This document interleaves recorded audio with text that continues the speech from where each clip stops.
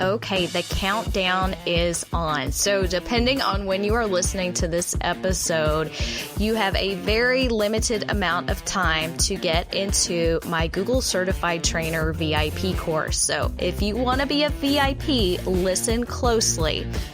I have a very limited enrollment course that is open until midnight Central Standard Time on May 21st. If you're thinking about summer professional development, if you are thinking about becoming a Google certified trainer, now is the perfect time to jump in. Do you want to travel? Do you want to help other teachers learn how to use G Suite in their classroom? Do you want to get your foot in the door as a consultant, trainer, or present at national conferences? Maybe you just want to make a little extra cash in the summer training teachers. Well, this is the e-course that you've been waiting for, the course that will help you on your journey to becoming a Google for Education certified trainer. Please go to the link becomeagoogletrainer.com and check out all of the free resources that are there. Learn about the process, learn about what it takes to find out if this is the right step for you. Inside this course, you will have access to over 30 video lessons, including the archive, which has some super ninja Google tricks in it, a private Google Plus community where you can connect and learn with others who are also on this journey with you, the ultimate Google Certified Trainer planner and checklist, plus the VIP bonuses. So not only do you get all of the content in the course, but you also get some special bonuses to help you take your career to the next level. So there are 3 additional lessons included in the VIP course that will help you learn how to market yourself, how to get advice from other trainers, and how to improve yourself as a trainer. So I will share all of my favorite tips and tricks. So again, check this out, becomeagoogletrainer.com.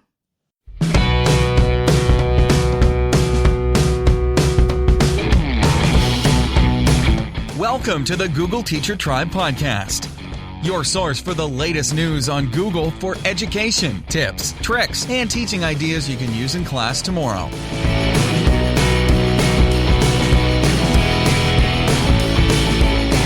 And here are your hosts, Matt Miller from DitchThatTextbook.com and Casey Bell from ShakeUpLearning.com.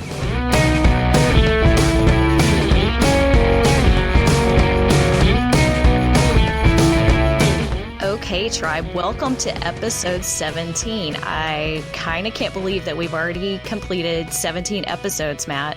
I know. This is crazy. I was just trying to count back for somebody the other day how many episodes it was, and I was like, yeah, it's been like 10 or 12. No, we're getting ready to do 17.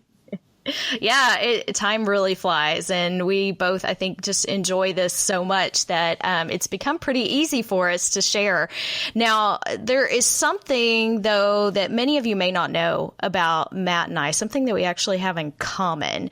We have a few things that I think make us very similar, but we're both introverts. Right. And people automatically assume that because we do the things that we do, that we're comfortable talking on a podcast, that we present in front of people, that means we are extroverts. And I can tell you for sure that I am not an extrovert. Right. Yeah, I'm the same way. I tell Casey that sometimes I'll go to a conference or a school district or something, and I'll present the whole day. And I do a really good job, I think, of making it look like I'm an extrovert. But then after it's all over with, they say that extroverts, I think by definition, are people that get their energy from other people, and introverts get their energy from being alone. And so after a whole day of being on like that, the only thing that I want to do sometimes is if I'm out of town, I just want to go back to my hotel room and curl up in the fetal position and just be quiet for a while. Yes, I do the same thing, and I love it. I love helping teachers, but it does totally exhaust me. So if you ever see Matt and I off by ourselves, whether we're like in a corner, people tend to want to like, oh, you're by yourself. It's okay.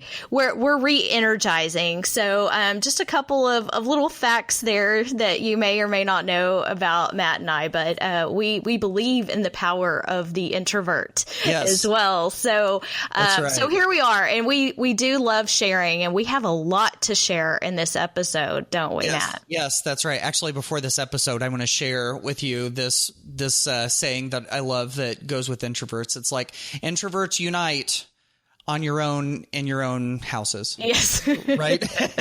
Yes. Exactly. I love those. I collect those on Pinterest. So. There you go. There you go. Very good. So yes, going back to the episode, yes, we do have some great stuff. So we're going to talk about tips and tricks about probably the flagship product in the G Suite in Google Apps, and that would be Google Docs. Probably the one that everybody has gotten started with. That was probably your like gateway into the Google world. So we're going to share some of our favorite little things that make life easier or better.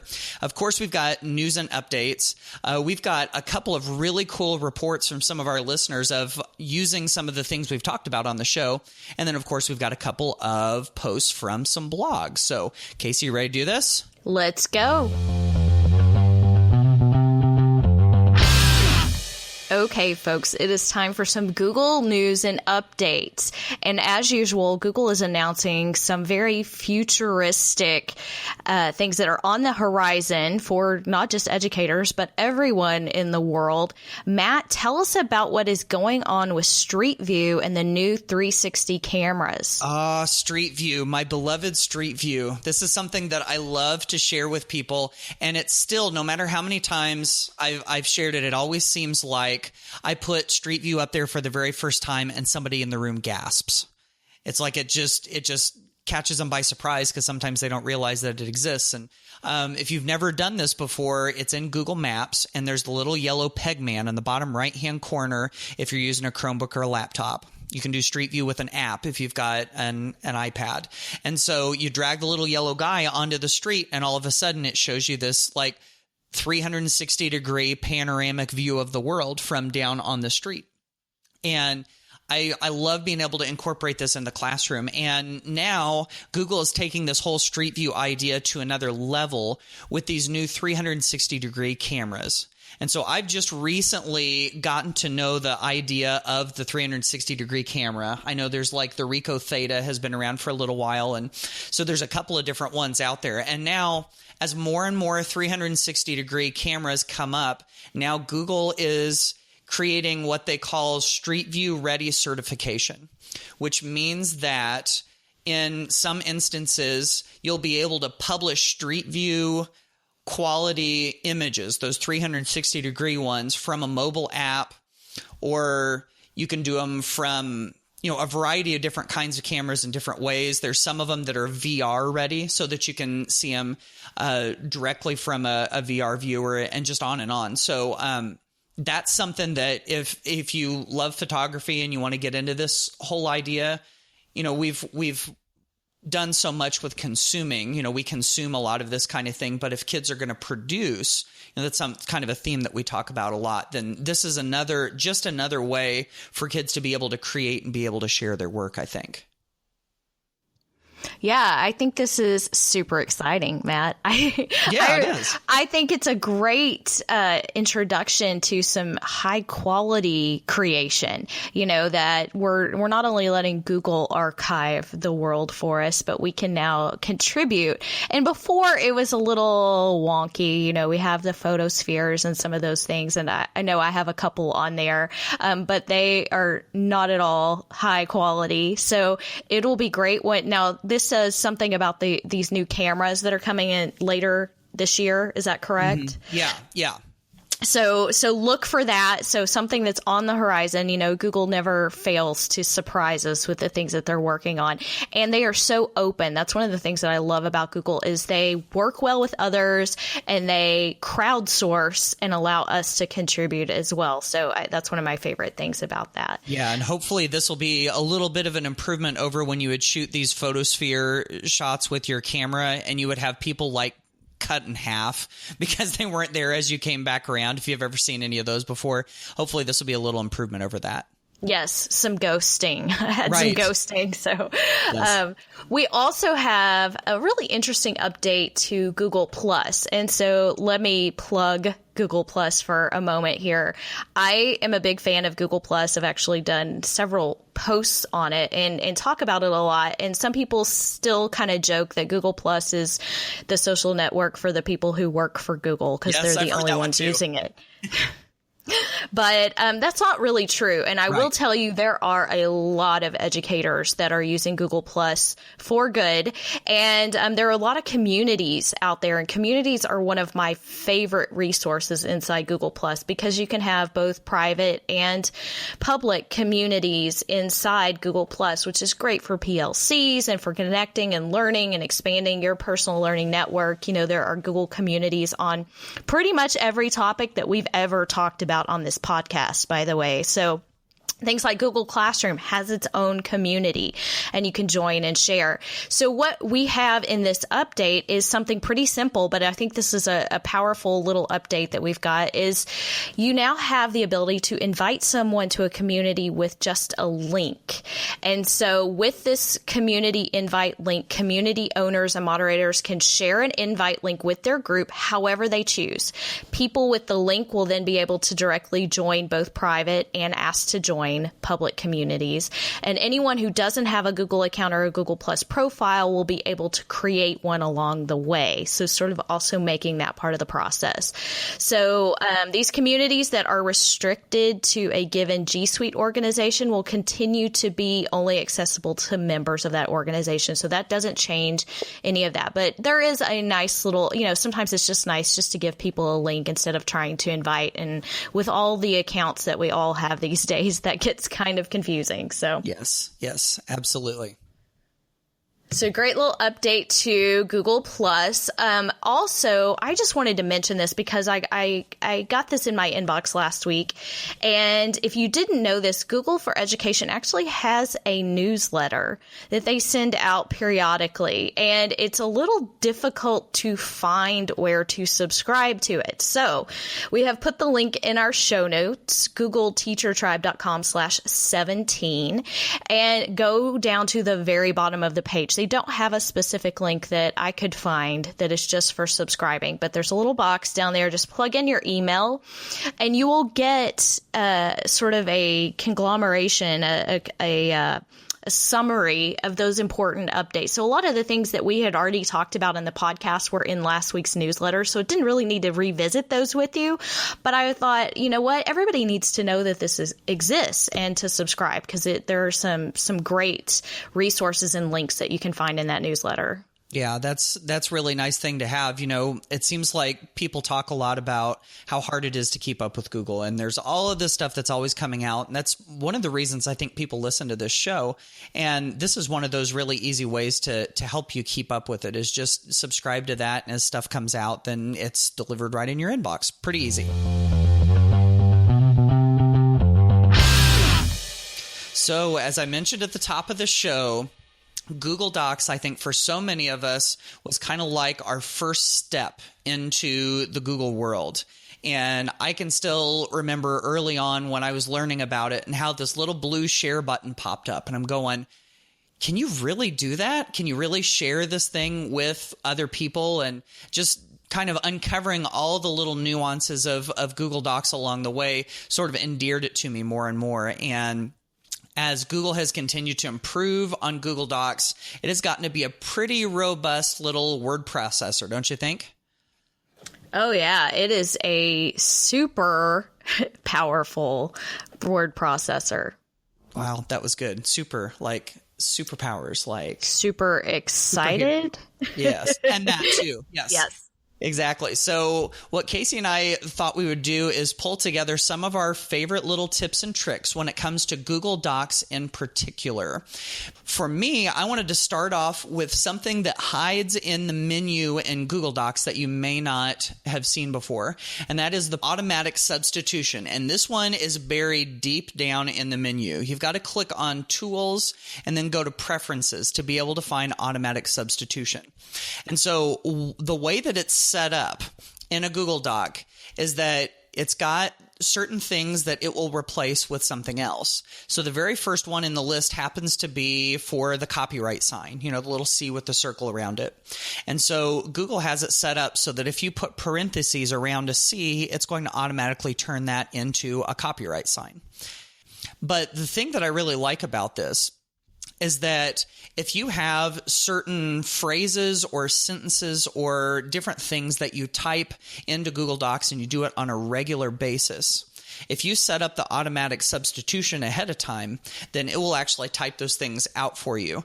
So if I wanted to type in a sentence like, revise this sentence to make it a complete sentence, I don't know if I would exactly word it that way, but if it was something like that and I felt like I said that over and over and over again, then what I could do is I could come over to replace and I could make just a little code. Like if I wanted to say this was complete, then I might do CMPL, something that you wouldn't actually type during the course of your document. And so as soon as I type in CMPL and I hit that space button, then it's going to replace those little 4 letters with that entire sentence. And so this is kind of nice. If you set this up in one document and then you continually made copies off of it, then it would always bring those same automatic substitution rules up. So that was my question. Does it apply to every doc or is it doc specific?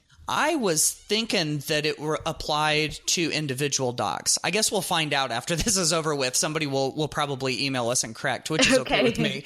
But I'm going to go with that at least. And I know that this is a nice tool to have anyway when it comes to that, because I've actually installed little programs on my computer that will autocomplete things for me like that. But if it's like baked into Google Docs, then this is one way that you can use it. Yeah, I like it. I really haven't made use of that. I knew it was in there, but I hadn't really thought about using the text expander option, which that was one of the Chrome extensions that we talked about a few weeks ago. Right. That kind of allowed us to do that, but it didn't work inside Google Docs. So thanks, Matt. I think I can make some good use of this. I love time savers. Right.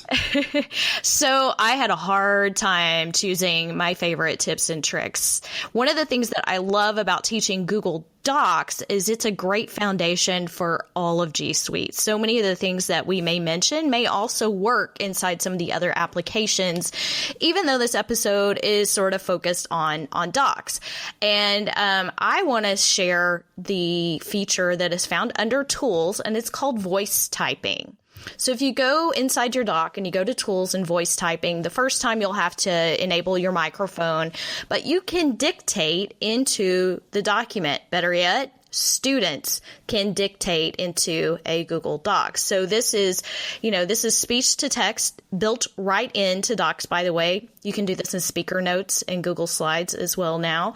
And it's very intuitive because I think people have heard me mention Siri does not understand me. She does not speak East Texan. So but the Google engine, which this is running, which, works with OK Google and the other things, is much better. And you can dictate even your, all of your formatting as you go. You can say new paragraph, you can say bold, you can, all of those things and dictate in there. And so not only is this great because most of us talk a lot faster than we can type, but think of the ways that this can help our students, because obviously typing skills are still one of those things that everybody goes back and forth about, so that this eliminates some of the problems we have with the keyboard. But this also allows us to give some good modifications for students. The little ones who can speak in complete sentences, even though they can't quite type them yet, could dictate into a Google Doc. And, some of our other students that just need a little bit of extra support, this is another way that we can support them in the classroom. And so I love the fact that this is all built into Google Docs. I think that talking to our devices is something that we're going to become more and more accustomed to as time goes on. I know I'm now talking to my phone, dictating to Google to do various things for me. And so as that becomes more and more commonplace and we become more comfortable with it, I could see this being used even more as time goes on. So before I move on to my next one, I have a quick update from my first one. While Casey was talking, yes, I promise I was listening to you. But while she was talking, I was checking out automatic substitution, and I went to tools and preferences, and I set up a new replace with, like what I was just talking about. And it turns out that it is global for all of your docs. If you do it for one, then it applies for all of the remaining docs. So if you set it up just once, then for the foreseeable future, every new doc that you start up, it will have one of those. A lot of people use Google Docs on Chromebooks, which makes sense because, Chromebooks are kind of built with Google apps in mind. And there's one little sneaky trick that is really useful when you're using Docs, especially if you're doing research or if you have a whole bunch of other tabs open, which I know, if you do research with Google Docs, then sometimes you end up going outside to other sites, even though, of course, you can use your little Explore button. But if you want to switch between those tabs really quickly, there is a little Ninja Chromebook trick that you can use. And whenever I have teachers or students that are seeing Chromebooks, either for the first time or if they've seen them for a little while, I can show them this and they're like, oh, that's so cool. And so what you do is you put 3 fingers on the touchpad. And while you've got those 3 fingers there, you just drag your fingers to the right or to the left.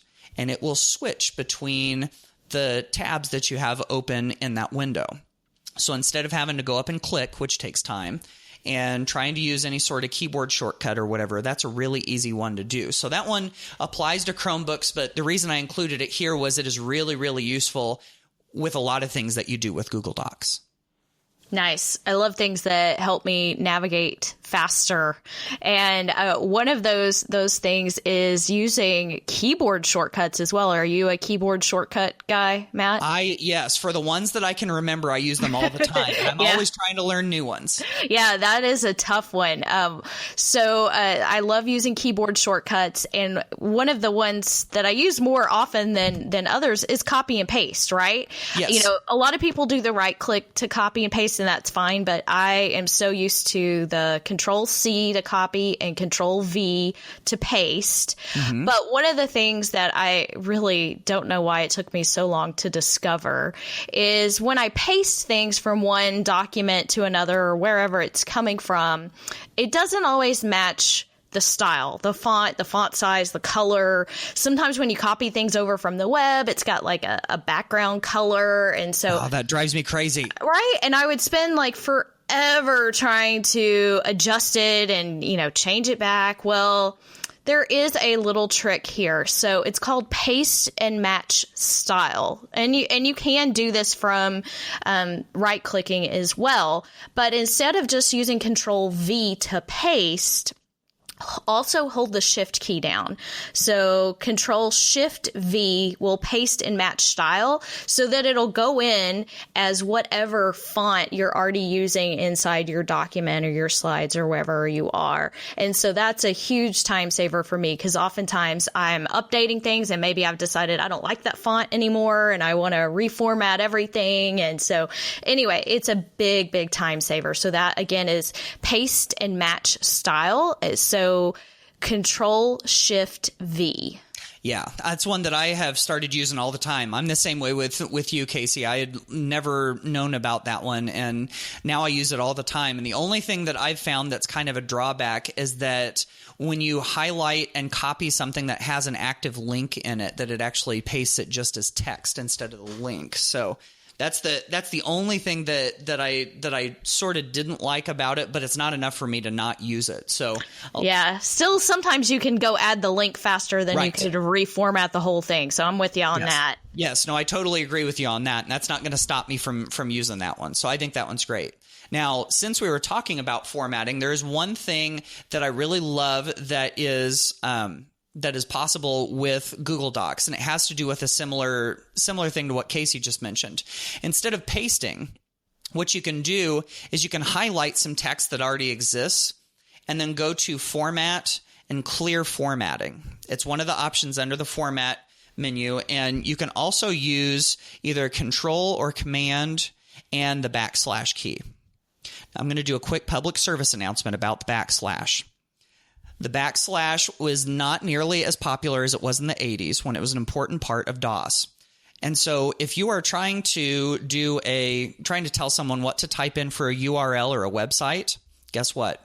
999 times out of 1,000, it's not a backslash. It's a /. Okay, public service announcement over. But that is one place where we can actually use the / key again. I think I almost said the word backsplash. You have one of those in your kitchen maybe, but not on your computer. So you're going to use Control or Command and the / key to clear that formatting. Yes, I use that one quite a bit too, especially with large pieces of text when I'm copying and pasting. Now, there is a shortcut to forcing someone to make a copy of a Google Doc. And it is a very simple little shortcut. And the thing is, when you're sharing things like a lesson plan, maybe in Google Docs with another teacher, and you tell them, oh yeah, here's mine, go make a copy, and then you make it your own. Well, half the time they forget that they're still in your doc and they start messing with your stuff, right? And yeah, I know. So, and then you're like, hey, and then you got to go back and revise it, and they've got to copy and paste into a new document. Well, you can actually force them into making a copy. And the way that you can do that is you can go into the URL of your Google Doc and the word edit appears at the end. Change the word edit to the word copy, and then copy and paste that entire URL into the email or on your web page or wherever it's going to share with someone, so that they will then be prompted to make a copy. They won't even go into the document. They'll be prompted to make a copy. Now, one little thing to remember, sharing still applies. So it's not going to magically be available for them to make a copy if they don't at least have viewing rights.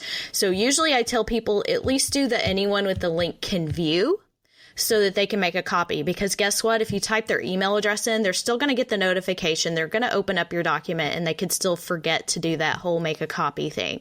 Now, this little trick was really, really important back before we had Google Classroom, because we needed to use this with our students to get them to make copies of templates and things like that. Not so much as important with the kids now, because Google Classroom sort of takes care of that for us. But I feel like this one's for the adults. Yes. So, and anytime I share templates on my blog, I use this little trick. So like the magnetic poetry and things like that I've shared, I just use that force a copy little link. And that way I'm not getting the requests either. Hey, can you share this with so-and-so? No, nobody got time for that. So anyway, yeah. So just change the URL. We've got step-by-step directions in our resources in our show notes. So don't forget to go to googleteachertribe.com/17. One little trick that I've learned when it comes to force a copy, and this is kind of like your advanced defensive Google sharing tactics. All right, so you ready for this? Sometimes people give me the force copy link, and I think, I don't want to clutter my Google Drive up with an extra copy of this. I just want to see what it is. So you know what I do whenever that happens, Casey? You change it back. I change it back. Exactly. So what you can do is you can go right back up to that same link. Remember, Casey was telling you to just change it to the word copy. Sometimes I'll change it to the word view. Now, there's only a handful of words that you can use on this. You know, you can't just throw a random word in there and it'll do something. Like, wouldn't it be nice if you just put the word bacon in there and then it would just serve you bacon? I'm sorry, I've gotten off track here. But view is one that does work. So I'll just change that word copy to the word view, and then it'll pop it up there so that I can see what it is before I decide if I want to make a copy myself. So if somebody's put that up there and you really don't want to make a copy, then just go change that word back, and then you can see it too. Anyway, those are some of the things that we have. We would love to hear your ideas too, and your top tips for Google Docs. So make sure that you leave those as a comment over at googleteachertribe.com/17.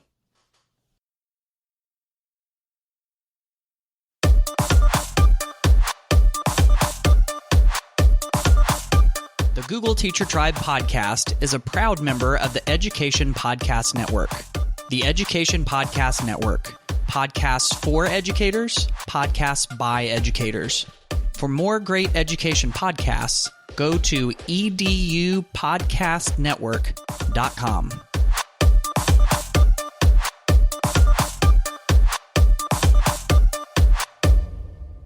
Okay, it is time for the Google Teacher Tribe mailbag. Yay. We love hearing from you, and we get all kinds of feedback and questions and ideas, and please keep them coming. You can leave us a voicemail at googleteachertribe.com, and we would love to play your voice message on our episode. So today we have a few little emails. I believe these were coming from emails that we got. And one of them is from Paula Frank. Hi, Paula, and thank you so much for sharing this. Paula had a comment to add to our Google Earth episode. And so what she discovered is that you can also type in different coordinates into Google Earth and it will take you there. So not only did she discover this, she then used it with her students, and she created an entire document that she has shared with us that gives the all of the locations and the coordinates for north, south, east, and west, so that the kids can also learn and associate what that means as they explore these different locations. So thank you so much for sharing this, Paula, and giving us the link so that we can share this with the Google Teacher Tribe listeners. Yeah, definitely go check this out. It's pretty cool. All you have to do is just copy those latitude and longitude numbers over to Google Earth, and you get to fly right there. So that's cool. Let me tell you what else is cool. We got a message from Arlie Hall, a third grade. He puts third grade teacher extraordinaire from what looks like Coquille Valley Elementary School. I'm sure that I butchered the pronunciation of that, so my apologies. But he said, I am super excited to share. He used super excited. He gets extra credit for that. What his third grade classroom did recently for Mother's Day. And basically, here's what they did. He heard us talking about Screencastify, so he decided, what better time to bring Screencastify into the classroom than Mother's Day? So his third grade students write their Mother's Day essays. They choose a special family member they want to celebrate on Mother's Day and write an essay explaining how much they mean. And then what did they do? They took those essays, practiced reading them, recorded them on Screencastify. And so they recorded videos of these third graders in their little third grade voices reading these essays. And then they printed on cardstock, and they gave the links to their loved ones on Mother's Day. I thought that was such a good idea, and what a cool thing for them to be able to receive and hang on to. That's so sweet. I love that idea. That's a great use of all of those tools there and sharing that with us. So I would love to see these, by the way, too. I'm always asking, hey, do you have permission? Can we see what they created? So Arlie, if you can share that with us, we would love to be able to see the examples of these too and share these with other teachers. Yes, definitely. And so we got one other request. This comes from Lee Howell from Leander ISD in Texas. And so she mentions how it's getting close to the end of the year. It's about time to wrap up school, and it's also time to wrap the end of the year up for Google. So she says, I'm wondering if y'all, she actually did say y'all, she is from Texas, of course, are thinking of an end of year Google Processes episode. And so that's something that Casey and I have thought about, and we wanted to kind of throw this out to you guys too, because we know, and this has actually been a little bit of a hesitation on our part to not just jump right in with this, is that we know that so many different school districts and schools do different things with their end of the year processes. So we'd like to share some of the things that you guys do so that if your school district doesn't have anything in particular, maybe you can get some ideas. So if you have anything to share with us, please shoot us an email or a voice message on googleteachertribe.com, or even tweet to GT Tribe on Twitter, and we will share a bunch of those in an upcoming episode. Yes, and we realize that everybody kind of has a different way of doing things, but if we can be of assistance, we would love to. I want to back up just 1 second, Matt, because that teacher is from my former school district in Leander ISD. So shout out to Lee Howell in Leander and all of my friends in LISD. And yes, we do say y'all. That's how we roll. Exactly. Very good. All right, Casey, it's on the blogs time. So we're going to jump over to a couple of blog posts that may interest you. And mine actually comes from Edudemic, which it's a great blog that has just all sorts of articles related to education and technology. And not too long ago, they published this article called Flashback to 2000. Classroom tech that doesn't exist anymore. So think for just a second about some of the stuff that may have existed in 2000 that definitely doesn't anymore. You want to hear what they came up with? They have floppy disks, microfiche, TV and VCR carts, which is sad because I remember as a student, whenever you saw your teacher push the TV VCR cart into your classroom, it was going to be a good day. So you've got that. It says notebooks and binders, although I still see a lot of those. And there's a few other ones that you can go check out. And then they also do a looking ahead about what might be disappearing soon into the future. And I won't spoil all of them for you, but I will say that one that is very near and dear to my heart of things that need to be ditched, textbooks. They suggest that printed textbooks maybe are on their way out. So anyway, if you're interested in checking that out and seeing what they have and doing a little bit of reflection, you can see the link to that Edudemic article in our show notes. Yes, and I'm sure that list will continue to grow as things evolve and we get new technology and new ideas in our classrooms. Yes. I have something special to share today. So several weeks ago, I put a call out with a Google form asking for people to share with me their hashtags and their Twitter chats, because I don't know about you, but when I'm trying to share something on social media, more specifically on Twitter, I'm not always sure which hashtag to use to reach the people I'm trying to connect with. And a lot of the hashtags out there, of course, are like acronyms and they're shortened. And so trying to figure out what they are and what they mean is a puzzle in itself. So, there are lots of lists out there. Cybrarian has a great list of educational hashtags, but it's just a list. I still don't know necessarily what they mean or what the purpose is. So I created a searchable hashtag database. And I did this using not only Google Forms, but all the data is, of course, in a Google Sheet. And I created an awesome table that's embedded in the blog post. And so these things are all connected. So if you fill out that form, you're going to be added to that database. And it grew very quickly. I think when I posted it, I had just over 90. And now we are far over 100. But I love this. So this is to help you find what you're looking for. Maybe you just want to see, hey, what chats are going on a Monday? You can go in there and filter and see exactly what chats are happening on a Monday. And so this will help us connect and hopefully help everybody sort of find the hashtags that work for them and what they teach, and to connect and learn and expand our personal learning networks even further. So go check that out. That is the educational hashtag and Twitter chat database on shakeuplearning.com. And I'm so glad that you did this. I remember when you started it, I thought, man, this is a pretty ambitious project, but it looks really good. And I did just realize that there is one hashtag that's missing from this list. Which one? That would be the ditch book hashtag, which I am. No, it's in there. Oh, is it really? Yep. Oh, okay. It was submitted more than once too. So. Oh, really? Okay. Yeah. Well, I need to go look a little bit more closely. Yeah, you can. Yeah, I think I just found it. Okay. Yep, there it is. Never mind. Right. I'm not going to put good. it in there. That's funny. So yeah, this is great. And there's so many of them in here, and I'm the same way with sharing. So I'm really glad that you put this together. And of course you can find this on our show notes at googleteachertribe.com/17.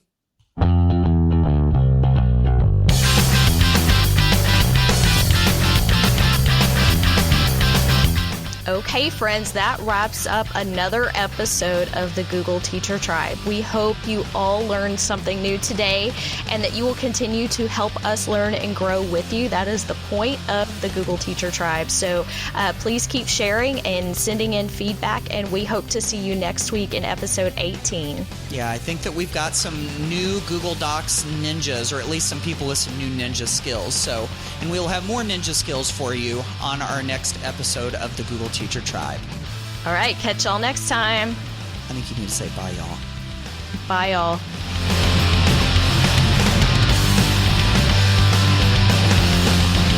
Thanks for listening to the Google Teacher Tribe podcast. Keep up with every new episode by subscribing on iTunes, Google Play, or Stitcher, and by visiting GoogleTeacherTribe.com. Get in on the conversation on Twitter by using the hashtag GTTribe. Until next time, keep harnessing the G Suite power, and may the Googles be with you.